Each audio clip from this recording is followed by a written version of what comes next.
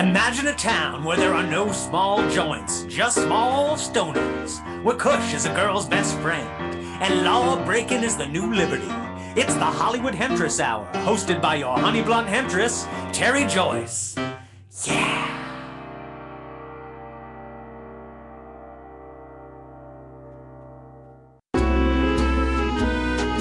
My favorite ride at Disneyland when I was growing up was Adventures in Inner Space and Tomorrowland, and it was sponsored by Monsanto. And I was like, that is the scariest ride ever, because you go through this, like there would be like this hypodermic needle, and you would go through it, and you shrunk to the size of a molecule, and it freaked me out, and I was screaming, and I was like, ah, and I go, Mom, the scariest ride at Disneyland is the Monsanto ride. And that's how I knew it too. The Monsanto ride is the scariest ride at Disneyland. And then I got there and I looked around and I was like, what is this? Like, how did I think that this was really scary? But the truth of the matter is Monsanto is the very company that makes genetically modified foods right now. So actually, we're not in Tomorrowland anymore. Tomorrowland is Todayland, and we're on that ride right now, and we don't even need an e-ticket to take it because it's freaking free.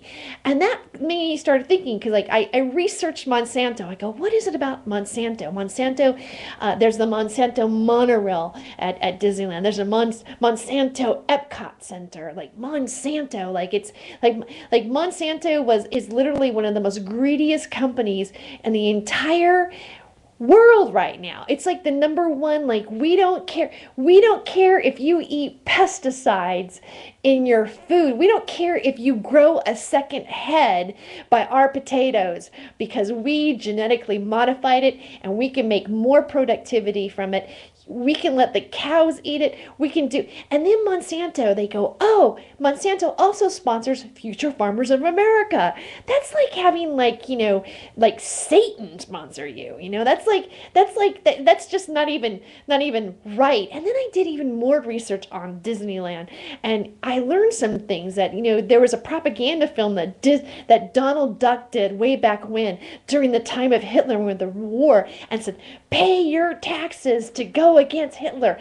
And that film was the most successful propaganda movie ever, where people actually paid their taxes because Donald Duck told them to do it. Let me tell you something. There's one thing that irritates me about Disney. I do not want an animal to dictate my life. I don't even really like Disney films. When I was a kid, I was like, oh, really? Like, I don't know what it is. I don't even really care for taking it back to me. I don't care about animation.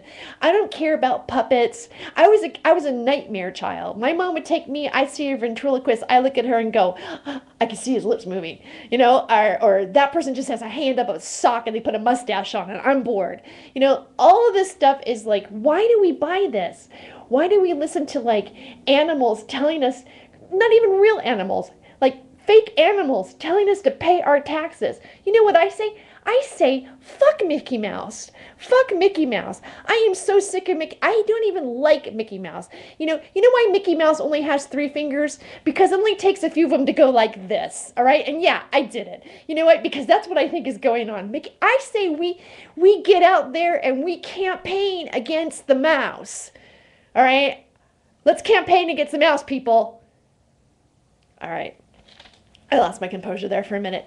We have a great show coming up. Stay tuned. We'll be right back.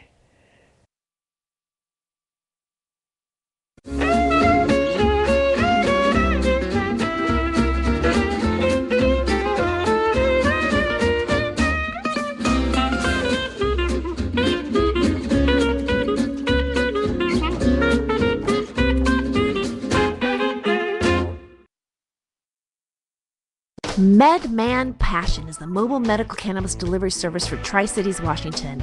MedMan Passion features over 25 strains of medical cannabis and mini edibles to choose from, like pineapple and raspberry suckers, chocolate brownies, along with chocolate, blueberry, and banana muffins, and lemon poppy, a patient favorite. MedMan Passion also carries lines of safe, potent hashes, keef, hash oil, vanilla drops, including their famous Dragon Drop tinctures. They also have cooking oils full of THC and CBDs for your cooking pleasure.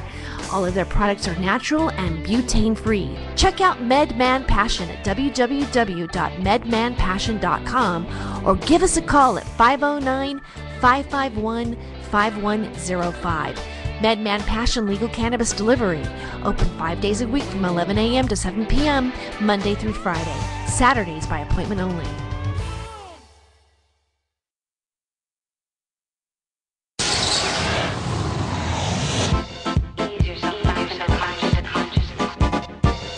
Anybody falling? Anybody feel they're falling?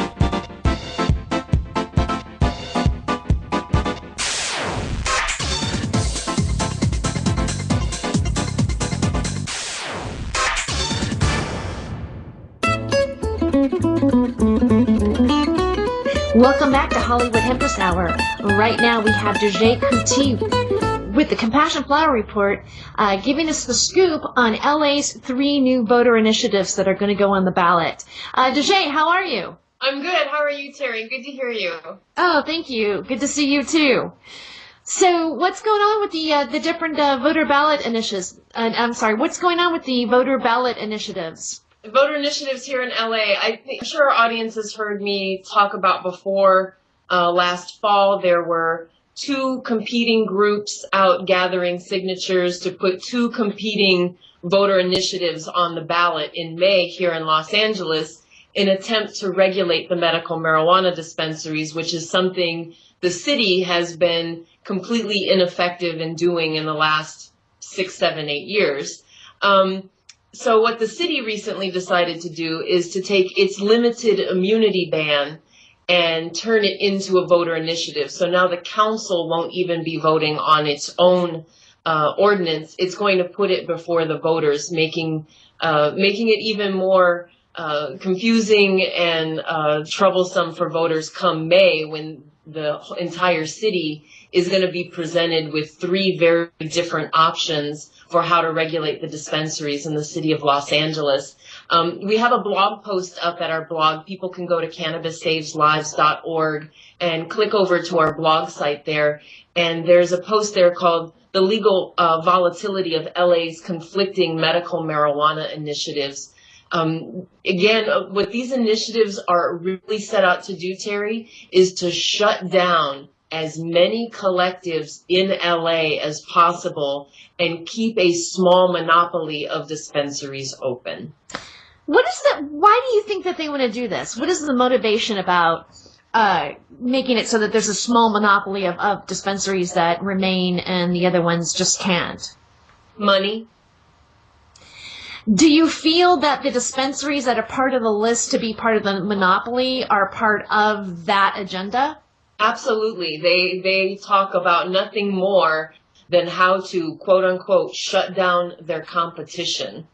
And these initiatives are an attempt to, for people based on whatever set of criteria, because there are different initiatives that set the criteria for who gets to stay and who has to go.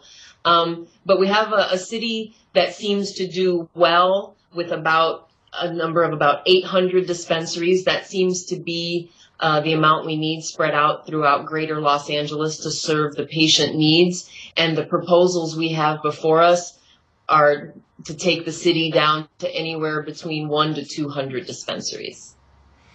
Are any of these initiatives by the people? Well, I mean, 2 of them, they went and gathered signatures. But they are written and they are the agenda of those collectives that want to stay open and shut down their competition. Wow. Do you feel comfortable in mentioning names of what those dispensaries, who those dispensaries might be?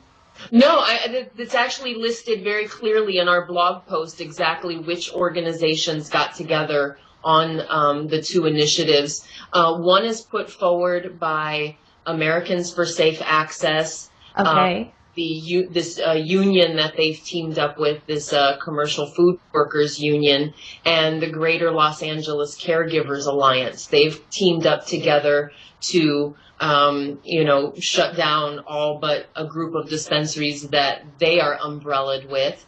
and then an attorney by the name of David Welsh has pooled together a group of I've heard that dispensaries name before. he works with.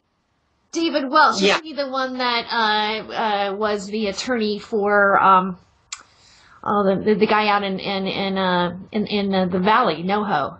Yes, yes. Eric Machusik. Right, and he was also the Liberty Bell Temple's attorney as well, and we know how things went for those collectives. They shut down. He has taken his dispensaries that he's working with, and he's written an initiative for them. But this is the really sticky part about Welsh's initiative.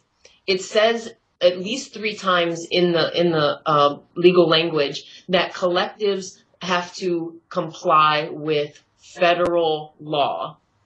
And it states in his initiatives that the city council can amend it however they want. So why have a voter initiative? And I know I've gone on the record, maybe possibly saying that I think David Welsh is an operative of some branch of the government or another. And I think the language in his initiative says that, and I stated in my blog post. I think what the union is doing here in Los Angeles is illegal. Instead of representing all of the dispensary workers equally as they do all across the country in other industries, only in the city of Los Angeles are they here to divide and conquer our city. And then we've got Welsh getting signatures and actually has an initiative on the ballot saying that dispensaries have to comply with federal law. Well, Dejay, thank you so much for calling in and giving us the Compassion Flower Report.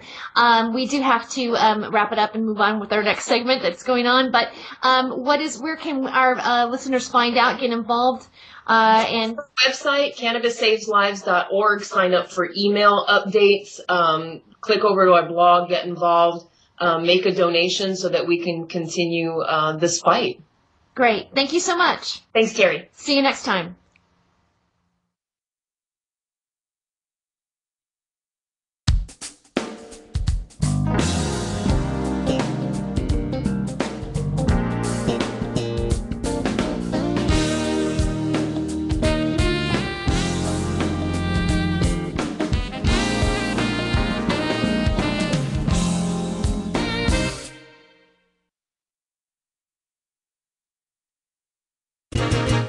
The Hollywood Hemptress Hour presents Ganjapalooza, the 420 stand-up comedy show, Saturday, April 20th at the M Hotel Tuscany Grill and Lounge in Richland, Washington. Come see the Hollywood Hemptress herself, Terry Joyce, as she celebrates the legalization of cannabis in Colorado and Washington states with an all-star stand-up comedy show and dance party. Joining Terry for this night of laughs is comedian Ngayo Bilam from MTV and Comedy Central, along with Jay London from Last Comic Standing and The Tonight Show, and a special appearance of the ever-vigilant Sergeant Detective Harry Palmer Jr. retired for 2 shows, 6:30 and 9 p.m.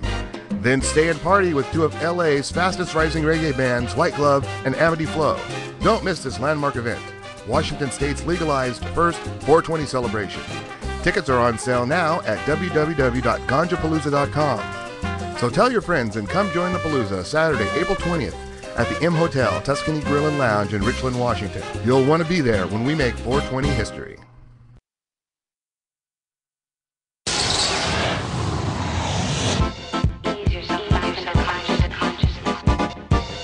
Anybody falling? Anybody feel they're falling?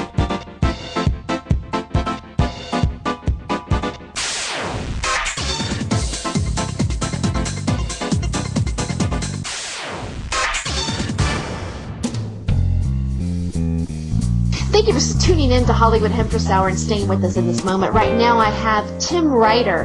He is the founder of Cannabis Clubs United with the Community, and he is here today to discuss some things about Eagle Rock and Jose Huizar. Eagle Rock, California is ground zero for the medical marijuana movement, and Jose Huizar is their most flagrant prohibitionist against legalization, campaigning to shut down all of the medical marijuana dispensaries or have a limited amount of them open. And today we have an insider and a voice. He's in the papers in Eagle Rock. The infamous Tim, a rebel rouser writer. And welcome. Thank you for coming back to the show again. Thanks, Terry. Glad to be back. So I want to recap on a couple of things. We've been following the story a little bit. DeJay's also mentioned a recap on stuff that was going on in Eagle Rock concerning you and Cannabis Clubs United with the community. I always stutter. It's like Peter Piper picked a peck of pepper pickles or whatever.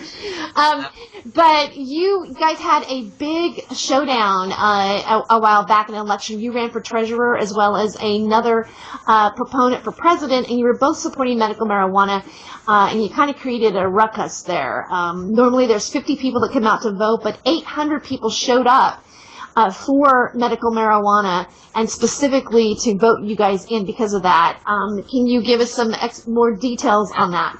Yeah, Eagle Rock is just a small part of Los Angeles, up in the northeast side, and yeah, that it's probably the first election that medical marijuana was like the main theme, and I guess that's where we're at now. We're on the cusp of legalizing marijuana. We're gonna have these little battles, and yeah, we had this little battle. We decided to fight the Prohibition Crusaders. We said, the council right now are headed by a guy named Michael Larson. Prohibition Crusader. He's a Huizar, bootlicker, so to speak. and Jose Huizar is, he's the one trying to shut down the collectives. But I'm gonna update you right now. His motion to shut them down, that's dead. That's dead. There were 50,000 signatures that signed a referendum to end that. So now we've moved on now. So now there are actually ordinances, initiatives that are going to be on the May 21st ballot here in LA. There's 2 initiatives for voting for how to regulate medical marijuana. So there's no more shutting them down. There's either one initiative caps the collectives at 100. Yes. And the other initiative, it doesn't. But it's more taxes and stuff. So we're at that point right now where there's no more shutting down. So Huizar lost. Oh, that's great. He lost. Huizar lost, and he's a little sore about it. Oh wow, is he? I mean, when you said Huizar lost, I was like dun dun dun dun dun dun dun dun dun dun. Put your little munchkin hat on. Don't you have your munchkin hat on? Put your munchkin hat. Munchkin hat. Dun dun dun dun dun dun dun dun. No, okay, I'm just being. All right. He's behind it. And I think what you were saying earlier is the government responding to the people. And I think they're a little behind on this, but they're catching up pretty fast. Well, I mean, you think that they're going to have to, because one of the things that I felt, because I went to one of the town hall meetings in Eagle Rock with Jose Huizar when he did his PowerPoint presentation and was talking about, and then just sort of glossed over medical marijuana, and then everybody had questions. All the questions for him were about medical marijuana, and he just kind of like dismissed them, like half read them, and basically got heckled by the crowd. And yet after that he proceeded, and they hit so hard and so heavy for a while that the battle got really scary there for a moment towards the end of the year. And then now he's having to really backpedal on all of his actions. I'm really happy that, I have hope now, because for a while I was thinking, wow, here people want something, and our own politicians and the people that we vote for aren't representing our needs. Well, it's a good question who Huizar represents. I mean, he says he's a Democrat, but what 80-90% of Democrats favor legalizing marijuana, and especially in LA. I mean, very liberal. He worked with Mitch Englander, who was another councilman, who's a Republican, to form this motion to shut down all the collectives. I don't know who Jose Huizar represents. I mean, that's a good question. Do they really represent us? It's hard to say, but who they represent. Well, I think that's a question. I mean, I feel that that's not just a question in local politics, but it also is a question in the larger aspect of our politics too. Is like, who are you representing? Is what my question is. I do have another question to ask you a little bit about, or I want to also cap about what happened that day. Is that our friend Dan Hankin, who is a musician, plays in the Grateful Dead band, which you've also showcased at the Daydream Festival that you do in Eagle Rock. Yeah, oh yeah, Dan's a musician, and at the day, you mean the day of the election when he got... Yeah, he was very outspoken at one of the meetings, and that day, you guys had 800 people showing up to vote, and then he ended up getting arrested and kind of harassed and wasn't allowed to vote. Well, that's a good question, and we're still looking into that. We're trying to get the 911 tapes, because we believe that if someone called in and says either he had a gun, or that's a false report. And these people work with Jose Weezer, they work with Michael Larson, so who's to say they didn't have some, scheme here, but, I don't know, we're still looking into that right now.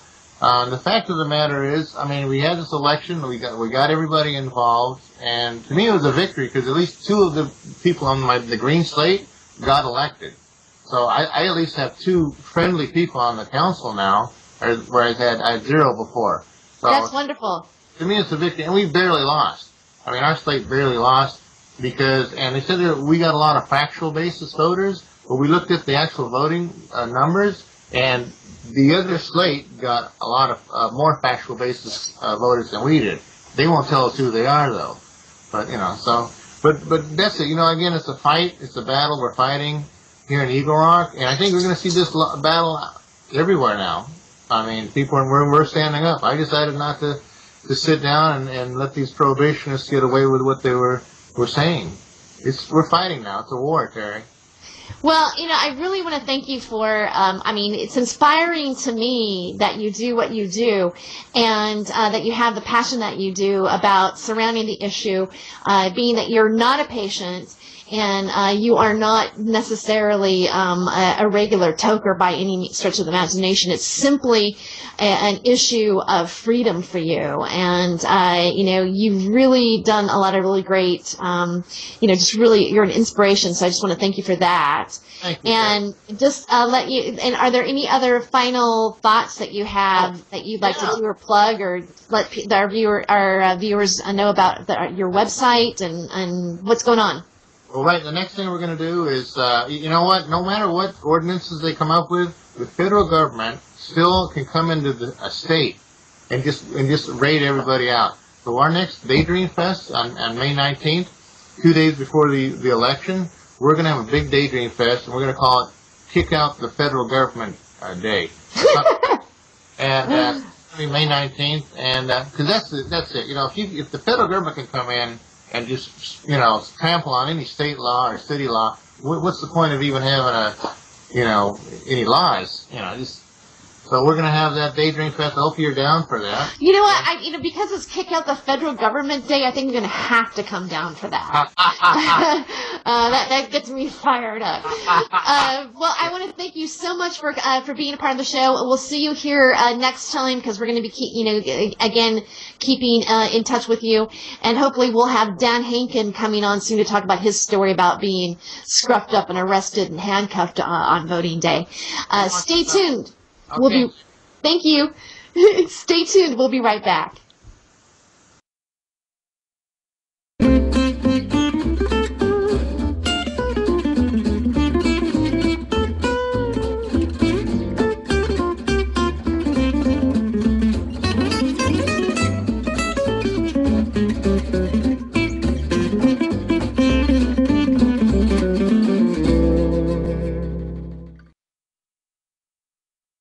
With over 10 years of experience practicing in both state and federal court, Todd Harms is the highly experienced criminal defense attorney you need to protect your rights in Tri-Cities, Washington.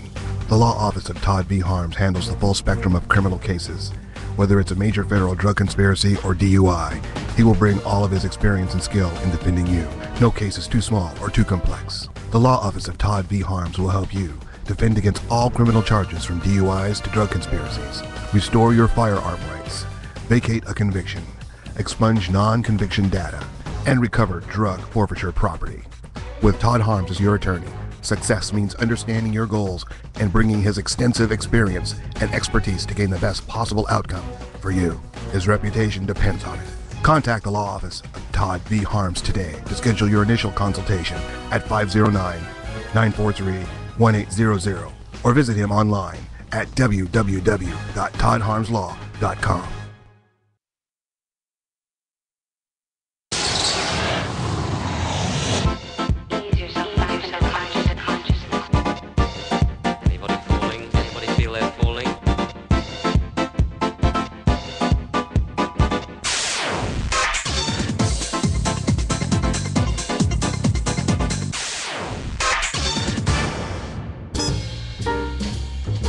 I'd like to thank our guest Tim Ryder for being on the show from Cannabis Clubs United with the Community, as well as DJ Kuti with the Compassion Flower Report. See you next time.